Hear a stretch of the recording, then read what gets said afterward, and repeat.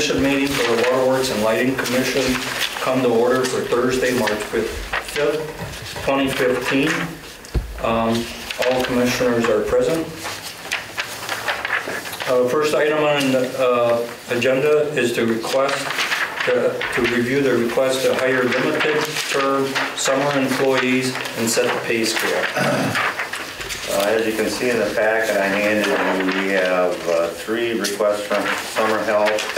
One is from Jeff Kuhn, and I'll wait till he gets back in here to explain his need, but it's kind of written up there in the request. We also had a request from Joel Matthews during the peak of disconnect season. We typically get some summer help up at the front counter, so I'll let him address any of those questions. And then Dale has also requested 2 outside help, and he's got a rather extensive list there of what the duties performed are. So with that, I'll turn it over to Dale, and he can kind of review his needs for summer help. Basically, usually have 2 guys, and sometimes they get shifted to helping with Andy or meter reader, help with his disconnects and so forth and so on. But they also get used for mowing lawns on the property, other collectors, solid power, doing painting, maintenance, helping our common labor with yard repairs and water breaks. They have projects during the summer and stuff, so they have quite a bit of stuff. They stay busy, and it's just extra hands, so I take guys from the crews to help out with things that can be done by the summer help. So it alleviates having to take people who are busy with construction projects that they can help with the cleanup afterwards and so forth. So they also get used for marking valves in the street when we have to get ready for seal coating and stuff like that, because when they get ready to seal coat, they go to town, so you like to have things ready ahead of time, and then they actually follow along and put shingles over top of the valves so they don't get filled with tar and rock. So I'd say it's a pretty big agenda for them. It's very busy, and it eliminates having to take people from things in construction and other stuff going on. That could be more utilized your time for that. So, have you had any requests, Dale? I mean, have the folks that are interested, have they put in their application? We have one gentleman that can return from last year. He's relayed interest to Roxanne already, and I think to be one open spot that we have to fill yet, so we haven't done that yet. Are these students, or are these? Typically students from going to college. They have to meet the criteria set by the commission or whatever for grade points and all that other stuff. So They have to be in college to get the position, maintain a 2.5 GPA, I think. They start at $10 an hour, and then any other year they're back, it's $10.50 an hour. So if they work 3 years, then it's at $10.50. And this is the mowing and that type of thing, spraying the weeds is outside of what, I mean, you actually have a landscaper that does. right, we takes care of the landscaping around the building. So this here is stuff like outlying areas like the collectors and South Tower, spraying weeds in substations and stuff for Todd to maintain that and stuff. So it's property that's not contracted. Okay. Joel, you want to handle your request? Sure. We've typically hired a summer help employee to help with the increased workload that comes with essentially the peak of the disconnection season. Although we disconnect water year-round or in the during the moratorium, our levels of disconnection rise dramatically when we can disconnect electric. And with the numbers that we disconnect, I mean, you're talking increased foot traffic at the front counter. You're talking, phone calls probably doubling in volume. And you're talking the peak of vacation and holiday season for as far as time off for regular staff. So the help that the commission has provided in the past has been greatly appreciated. And that's also like a college student? It is, yeah. And what, this question about historical records, what's the story there? So that one, Yeah. when I'm requesting, I think a couple of years ago there was one that kind of focused more on accounting, but every year at the audit this kind of becomes painfully clear that we need to take a lot of our records that are on paper and put them in a format that's a little more easy to use. We've got our plant records back to 1950, and then every year on our common plant registers and retirements and everything, you need to go through these paper records in order to find the actual cost of these retired assets. So what I'm looking for is just bring someone in primarily with the focus on that project of getting that in basically a giant Excel spreadsheet, making sure things that are retired are retired. This will help a little bit on the GIS project when they're trying to put cost into water pipe and everything, so they can add those numbers in too, and they're in a format that they can use right away. I mean, most of our most recent records naturally are all electronic, but we have to dig back into the older files, and it's just a pain to deal with and find the information. So we're trying to get it in one easy spot to access and use. Do you need a motion to? Yes, we will. Well, I'd like to make, with what these 4 people that are requesting, what they have accomplished in the past and up until now, I see no reason to do anything but accept it.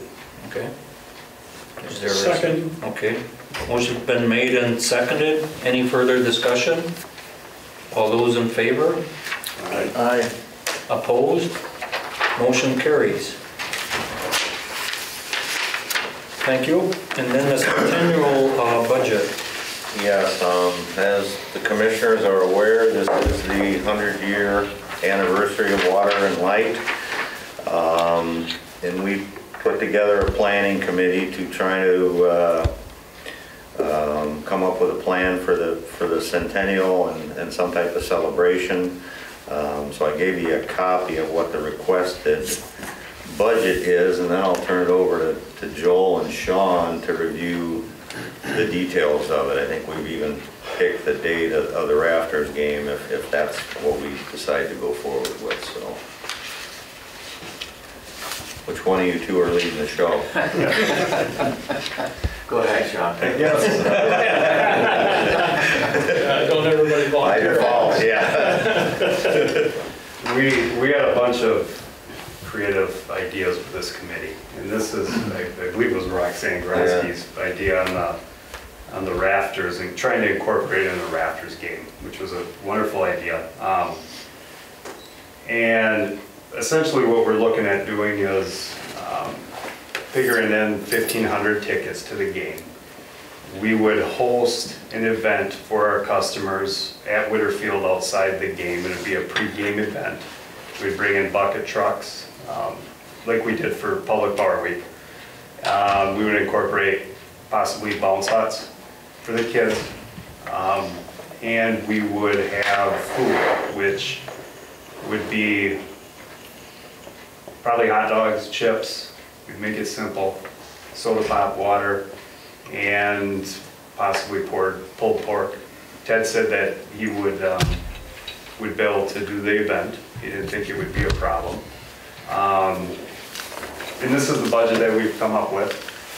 One other thing that we would like to incorporate with the event is possibly a food pantry. In order to receive those tickets, you would have to bring in one canned good either to the facility here to pick up a ticket.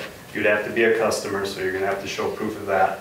And possibly before the event, for the customers that didn't get here a month before to pick up their tickets, they could show proof of a bill, bring in a canned good to go to the food pantry, and then they would receive their ticket at the game beforehand. We are looking at a date of August 6th, which would be a 7 o'clock game, 7:05 I believe is the start time, and that would be on a Thursday, a weekday. And this, what you have in front of you is just a breakdown of some of the things that we looked at and what the cost would be. And we've tied in that we'll try to sponsor the band concert night the same week as we do the Rafters game. If that week isn't available, we'll do the one prior or after, but get the sponsorship on that. The thought is The city band? The city band concert that, yes. Over at Robinson, Yeah. I think, right? And the plan would be to probably set up around 3:30 there at, and then host the pre-event before the game, and probably shut down that activity a half hour, 45 minutes before the Raptors game, try to get everything cleaned up and ready, and then the plan is also to, include employees and also some city employees to attend the event, and then anybody who brings, like you said, a food drive. And the pantry's pretty excited about the opportunity. We've even talked about logistics, getting that many canned goods to them, but so that's kind of the overall plan. I know we had initially talked about some type of monument or larger dollar project, but I think we've put that on hold for a while until we can either find a partner to go forward with on that. And kind of my thoughts, I guess, on that, instead of spending some money on a monument or whatever that we don't know, how long it's going to last and who's going to take care of it and all those other things, is maybe we get together sometime in the next few months and talk about possibly, I think we would get more bang for the buck by just being more active and contributing to other fundraisers, the chamber, or whatever else is going on in town. I think that would buy us much more goodwill going forward if we were to open up our budget a little bit more for those types of things going down the road than spending a bunch of money on something that we don't know where it's going to be at and who's going to take care of it and what the costs are going forward down the road. So that's just kind of something we'll probably put on the agenda to talk about, and talk about a budget and what might be worthwhile things to do, and even if the commission's amenable to that. But I think this would be a good celebration. Again, we'll do some advertising of the event. Joel also, if you want to explain, he wants to put together a brochure, kind of like Manitowoc did for theirs last year. So that's in the budget as well, so I'll let Joel explain that, kind of a history thing. Yeah, Jim showed me the rather extensive book that Manitowoc put together. I don't know if you've seen it, and the commissioner's seen it. I mean, it's really nice. My understanding is they spent a lot of money on it, tens of thousands of dollars. I had written kind of like a timeline history for the website of the utility. And there's been some effort through the years to collect news items and pictures and memorabilia of the utility's history, but nothing really concerted, nothing coordinated. The only real brochure I'm aware of is when the rest of this building was built in the late 50s, where the main office is and the original garage area. There was a dedication booklet put together at that time. So my thought was, I mean, as long as we're having our centennial celebration of municipal ownership of utilities, let's try maybe and put together a book. And I think we can do it in-house. I've talked to Lynn Shore. She does the newsletter with me. She's pretty excited about helping me with this project, and I think we can make something that looks real nice and will be a valuable representation of the utility's history. And we'll try to do some promotion of that, maybe try to get to the newspapers and insert and things like that as well. And you would get that printed locally there? Yes. Yes, I've already been checking on that kind of prematurely. So. You got some quotes, so you think this is in the ballpark? Yeah, I think this is in the ballpark, yeah. It's going to depend on how many pages and, how many color pictures we want reproduced and all that kind of stuff. but I think that's going to be in the ballpark. If you do something like that too, you should make sure the paper you use is something that's reasonably archival, not, you know, something that is gonna turn yellow and disappear in I may have to couple consult, of years. I may have to consult you on I that. know where you can get some. But seriously, I've seen people do this and then they really have something that's not very presentable in a matter of a couple of years, so. Like newspaper print. Now, Yeah, newspaper, Oh, yeah. there's a whole group that don't have good stability over time. The Raptors baseball game, 15,000, is that the ticket price? That and, yeah, the spot, go ahead, Joel, you can, actually, he's got a list of things that includes right there, but. yeah, they'll charge us for whatever walks through the gate that night, essentially. The $15,000 number assumes that Wooderfield can accommodate, the Raptors are telling us, Wooderfield can accommodate 2,500 folks. They've got about 1,000 season ticket holders, which don't factor into what we'd have to pay for. So they're saying that about 15, if the maximum shows up that Wooderfield can hold, the ticket, promotional item, and sponsoring of the entertainment, I think, Sean, is that correct? Is in that 15,000? Yes. So yeah, that's what's in that number. So it would create a full house, essentially. Yeah, so if 750 people show up instead of the 1,500, you're looking at half the cost. We're also included in all the Rafters advertising of the event, and we'll be on their schedule and their brochure for the year, for the schedule and all that stuff. They do a good job of promoting too, so I got a feeling this will be a well-attended event. Yeah. And your food and drinks for the baseball game, now is that on the outside event or is that on the Sean, inside? maybe you want to... That would, our discussion would be an outside event, and Okay. Ted would cater the food. Okay. And then the tents and porta potties, now that's all that what you'll need to do the event on the outside? Correct. Okay. And the giveaways, that's your rather than monument? Correct, this would be commemorative things, giveaways to the customers. We've also planned on probably getting the employees something small and commissioners to commit to basically for the Centennial, but mainly customer stuff, yes. Okay. And I thought part of that, was that for like donations to some of the partaking, and you mentioned rather than a monument.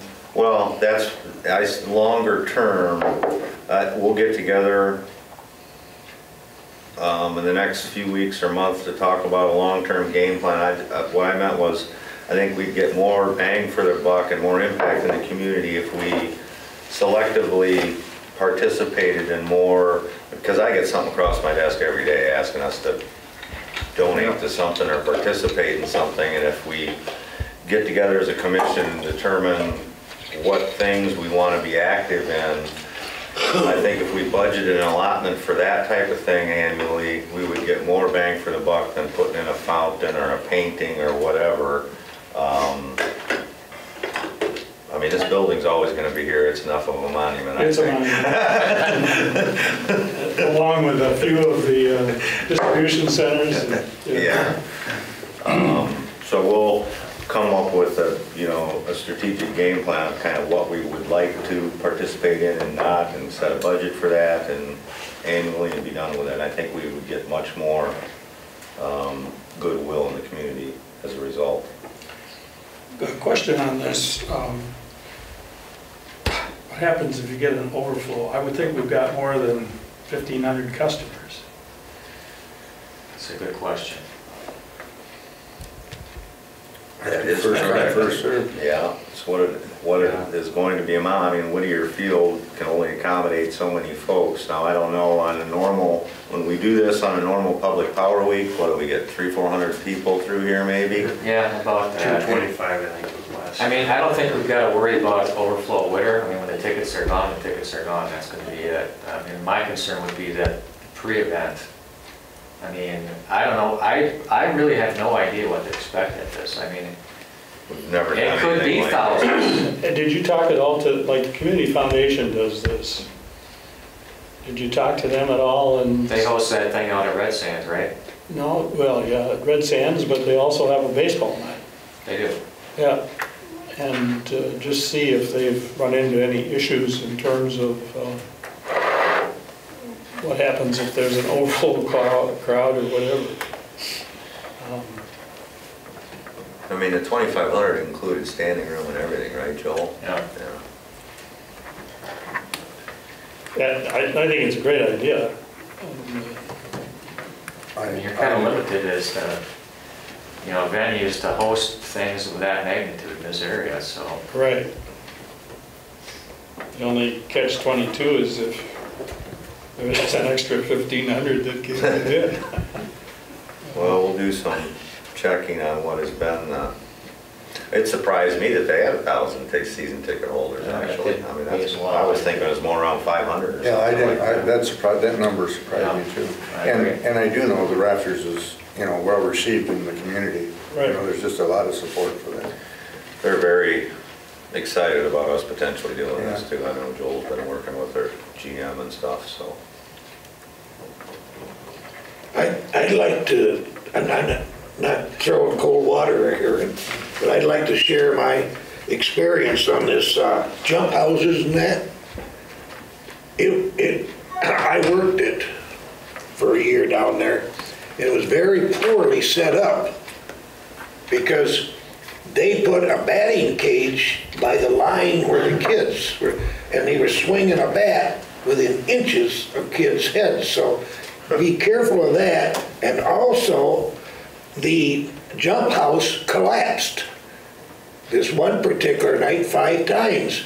And twice in one night, we had a young person that pushed a panic button when it collapsed. So I'm just saying that's something to be aware of as you set this up. Okay, and that was included in that cost, and Jim and I discussed it. The place we were looking at renting these from is out of Marshfield, and he would bring a crew and they would man it, which for safety purposes. Oh, okay. You know, exactly what you're saying. I think that would be a good idea. Anything goes wrong, they've dealt with it, they're the experts. And Okay. And They there's would be actually on site. stories of those blowing away too, with the kids in it. Let's hope it isn't that windy, but I could see that happening. And no batting cages planned at this point in time. There has been talk, I guess the Rafters have a dump tank that we talked about possibly moving that over and having the commissioners sit in And the you're gonna dump tank. I'll volunteer if you go first. Yeah, exactly. But I wouldn't, and we thought the porta potties, so, and there is a chance if we think we're gonna get too many people at this thing, we may just have the Rafters do the food. We haven't decided that yet. Ted's pretty confident he can handle it, and I think it brings more people out when we actually have food than just the bucket trucks and bounce houses, so. But that's kind of where we're at on it. How would it be served? I know you said Ted would handle the food. Ted would do the pulled pork ahead of time and bring a bunch of it, a couple Nescos or more full of it, and then he would cook hot dogs while he's at the event, so we'll have the grill going and everything there. Okay. And they're gonna have quite a few more people to serve. Yeah, I mean, we'll have a lot of our employees down there helping out, do that type of stuff, correct. That's another thing that would be good to talk to Community Foundation about, because I know that the first year they did it, they had huge lines and it wasn't all that well received. You're giving away food and people are complaining. Who's the contact there that we would want to talk to? I don't know who actually did the organization, but I would think if you talk to somebody like Dawn Newman, who's the finance gal there. Okay. Would Mary Wertz be tied into any of this Yeah, too? talk to Mary. Well, that, One of those two. Mary's sister works for me, so. I'll probably That should talk be to a her. good connection. Yeah.